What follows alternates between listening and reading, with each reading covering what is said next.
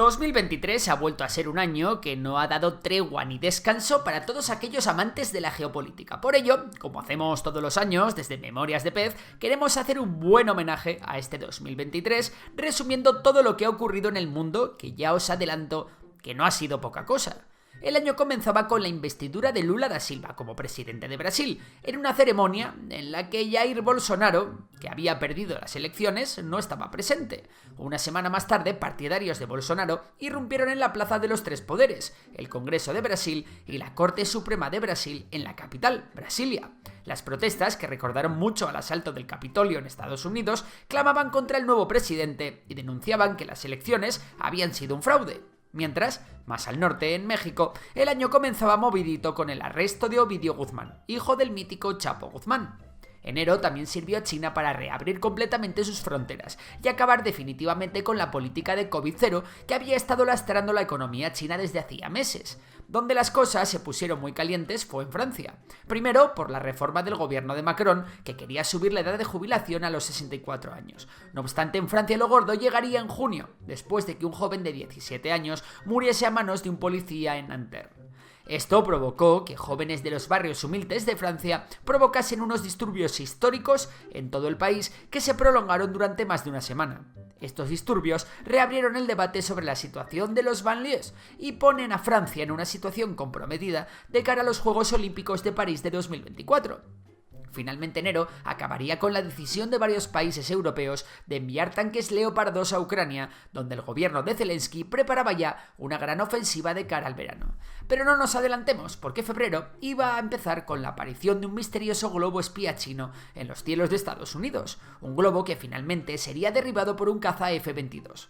Tras esto, un montón de países como Canadá, Colombia o Rumanía reportaron elementos extraños en sus cielos.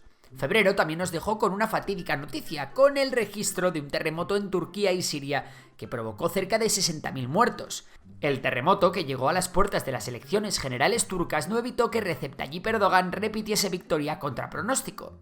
En marzo, las subidas de tipos de interés de la Reserva Federal estadounidense se cobraban su primera víctima. Esta fue el Silicon Valley Bank. Las alarmas saltaron en todo el mundo por si hubiese muchos más bancos afectados. Sin embargo, tanto el Tesoro como el gobierno de Estados Unidos salieron raudos y veloces al rescate para calmar a los mercados y evitar que la situación se contagiase, evitando el desastre económico.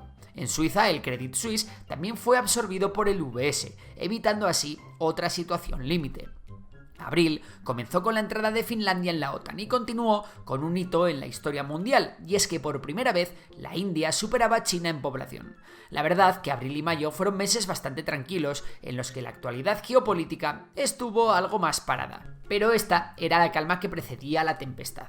Junio comenzó con la muerte del histórico presidente de Italia Silvio Berlusconi, pero más allá de eso, el tablero internacional se volvía a calentar. El 16 de junio Rusia confirmó el traslado de un primer lote de armas nucleares a Bielorrusia.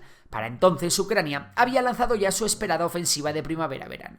La ofensiva, retrasada para poder contar con las nuevas brigadas entrenadas en los países de la OTAN, se dio de bruces contra los densos campos de minas rusos. A pesar de que los ucranianos avanzaron en 3 ejes, estos fracasaron a la hora de tomar grandes objetivos estratégicos. Sin embargo, los ucranianos sí fueron capaces de desgastar al ejército ruso y, sobre todo, de levantar el bloqueo que la armada rusa tenía montado a los puertos ucranianos. Los ucranianos llegaron a amenazar a la flota rusa amarrada en Sebastopol, que tuvo que ser evacuada a puertos más seguros. Aún así, la decepción de los resultados de la ofensiva ha provocado las primeras dudas en los aliados de Ucrania, que cada vez vacilan más a la hora de enviar ayuda a los de Zelensky. En lo que nos tenemos que detener es en algo que pasó en junio en plena contraofensiva ucraniana, y es que las altas bajas sufridas por las fuerzas rusas provocaron enormes tensiones entre el grupo Wagner y el Ministerio de Defensa ruso, que, temeroso del poder que estaba ganando el grupo Wagner, ordenó a los miembros de Wagner firmar un contrato con el propio Ministerio de Defensa. Esto provocó que el líder del grupo Wagner, Yevgeny Prigozhin, se rebelase contra el ministerio, iniciando una marcha hacia Moscú, tomando sin resistencia las ciudades de Voronezh, Lipetsk y Rostov del Don. Sin embargo, la columna de Wagner se detuvo a las puertas de Moscú y su líder llegó a un acuerdo con Putin para que los Wagner se pudiesen exiliar a Bielorrusia. Sin embargo, 2 meses después, un avión en el que viajaba Yevgeny Prigozhin y la plana mayor del grupo Wagner fue derribado por las defensas antiaéreas rusas, matando a todos sus ocupantes en lo que el propio Putin calificó como un desafortunado accidente. Para entonces el grupo Wagner había sido desplazado a África, donde estaban pasando un montón de cosas. Por un lado, en Sudán estalló una guerra entre el gobierno y una milicia armada llamada las SRF, una guerra que a día de hoy sigue vigente, mientras otros países como Gabón o Níger también sufrieron sendos golpes de estado, repitiendo una tendencia que se ha dado en todo el Sahel. Y es que estos golpes, o otros pasados, como los de Burkina Faso o Mali, tienen en común que han sido dados por facciones del ejército que habían caído en desgracia y que han buscado en Rusia un aliado que hace de contrapeso a la influencia que Estados Unidos y Francia tienen en los gobiernos de la región.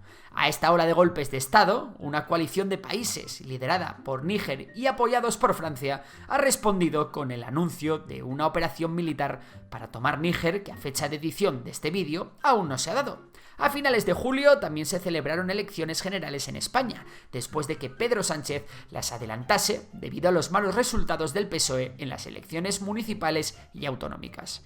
A pesar de que el PP fue el partido más votado, Pedro Sánchez consiguió obtener los apoyos necesarios para volver a ser presidente. Aunque para ello tuvo que llegar a un acuerdo con los partidos independentistas catalanes con los que el PSOE pactó una ley de amnistía para anular los delitos cometidos durante la crisis del Procés de 2017, lo que provocó protestas este otoño contra el gobierno.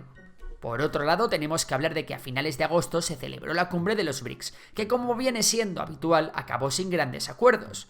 Lo que estos sí acordaron fue el invitar a nuevos países a formar parte de la organización. Los nuevos países miembros pueden ser Argentina, Egipto, Etiopía, Arabia Saudí, Emiratos Árabes Unidos e Irán. Septiembre vivió el estallido de una nueva guerra entre Azerbaiyán y la República de Artsaj. Sin embargo, los artsajíes no contaron ni siquiera con el apoyo de Armenia, por lo que estos, en clara minoría, se rindieron a las pocas horas de que empezase la ofensiva azerí. Rusia, cuyas fuerzas de paz estaban encargadas de poner orden en la zona, no intervino, y desde entonces los armenios se han acercado mucho más a Occidente. Por su parte, la República de Artsaj anunció su disolución y más de 100.000 artsajíes acabaron desplazados a territorio armenio. Por lo que parece, Azerbaiyán ha recuperado el control del Nagorno-Karabaj para siempre.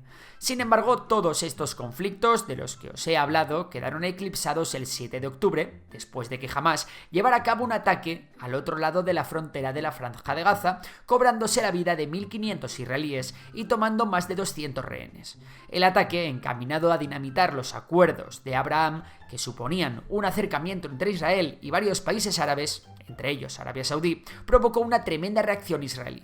Los israelíes primero se dedicaron a hacer una campaña de bombardeos aéreos y de artillería, seguida de una operación terrestre que todavía lucha por hacerse con el control de Gaza. La densidad de población de Gaza y la política de Israel de minimizar al máximo sus propias bajas ha provocado que miles de civiles hayan sido víctimas de los bombardeos israelíes, a la par que Hamás ha utilizado tanto a los rehenes como a los civiles como escudos humanos. A pesar de lo terrible de la situación y de la catástrofe humanitaria, podemos dar gracias de que de momento ni Hezbollah, ni Siria, ni Irán se han metido de lleno en el conflicto, lo que provocaría una guerra regional de consecuencias incalculables. Quienes sí están haciendo su parte son los hutíes de Yemen, que siendo aliados de Irán están atacando y secuestrando barcos en el Mar Rojo, perjudicando al tránsito comercial en una zona completamente estratégica. Pero el año todavía nos dejaría algún detalle más. Los rusos, haciendo un esfuerzo sobrehumano, comenzaron una ofensiva contra Ucrania en Avdiivka, que está siendo un auténtico baño de sangre para ellos, sin que de momento se hayan conseguido avances reseñables. Según la inteligencia estadounidense, los rusos ya se han dejado 13.000 soldados en las operaciones. Por su parte, la tensión llegaría al Mar Caribe, y es que Venezuela se quiere hacer con las reservas de petróleo, gas y minerales estratégicos del Esequibo que oficialmente pertenecen a Guyana. Ante esta situación, ambos países están militarizando su frontera, mientras que Brasil y Estados Unidos también han enviado efectivos a la zona por lo que pueda pasar. Sin embargo, el vídeo lo vamos a acabar yéndonos a Argentina, porque allí Milei hizo historia ganando las elecciones y haciéndose con la presidencia del país. Argentina, infectada por el virus de la inflación, se encamina hacia un experimento económico sin precedentes en el que las políticas liberales de Milei tratarán de sacar al país de la mala situación en la que se encuentra. ¿Lo conseguirá? No está claro. En el rewind del año que viene, seguro que hablaremos de ello. Y hasta aquí el vídeo de hoy. Y ahora, ¿tú qué opinas? ¿Me he dejado algo importante en el tintero? Si es así, déjamelo en los comentarios. Y si te ha gustado el vídeo, ya sabes que puedes dar a like, suscribirte y suscribirte también a nuestra newsletter en la que tenemos contenido de actualidad económica y varias sorpresas más. Venga, os dejo el enlace en la descripción. Por lo demás, un saludo y hasta la próxima.